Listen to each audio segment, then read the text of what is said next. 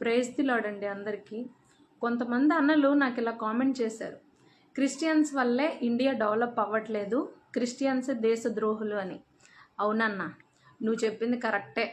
మరి ఎందుకంటే మన ఇండియాలో పుట్టి పెద్ద పెద్ద చదువులు చదువుకొని డబ్బు కోసం వేరే వేరే దేశాలకు వెళ్ళి అక్కడ వాళ్ళ కింద పని చేసుకొని సెటిల్ అయిపోతున్న వాళ్ళు కుప్పలుగా ఉన్నారు.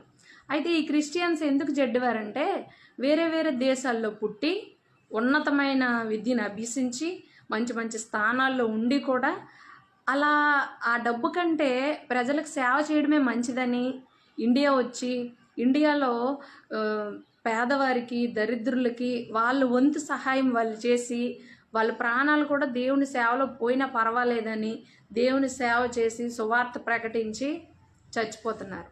అందుకు వాళ్ళు దేశద్రోహులు కదన్నా. మీకు విషయం తెలుసా అన్న, మీరు అంటూ ఉంటారు కదా, చర్చిస్లో ఏడ్చుకుంటూ ఎప్పుడు ప్రార్థనలు చేస్తారు, ఏం చేస్తారు వీళ్ళని. ఎప్పుడు కూడా నిజ క్రైస్తవుడు నా కుటుంబం బాగుపడాలి, నేను పెద్ద బిల్డింగులు కొనేయాలి, పెద్ద బంగారం కొనాలి అని ఎప్పుడు ప్రార్థన చేయరు. వారి కొరకు కూడా వాళ్ళు ప్రార్థన చేయరు తెలుసా. మన భారతదేశం బాగుపడాలి, భారతదేశంలో ఉన్న నాయకులు బాగుపడాలి, భారతదేశాన్ని బాగా పరిపాలించాలి, ఇండియా డెవలప్ అవ్వాలి.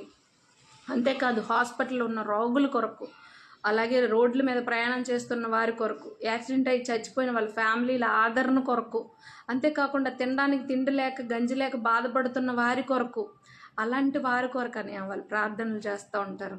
ఏడుస్తూ కన్నీరు విడుస్తూ ఉంటారు కదా. దేశం బాగుపడడం కోసం దేవా నువ్వు సాయం చేయు, హిందూ దేశం అనేది భారతదేశంలో రాయబడి ఉంది కాబట్టి ఈ దేశం నశించిపోకూడదు, దేశంలో ఉన్నవారంతా కాపాడబడాలి, అందరిని ఆశీర్వదించని ప్రార్థన చేస్తారు.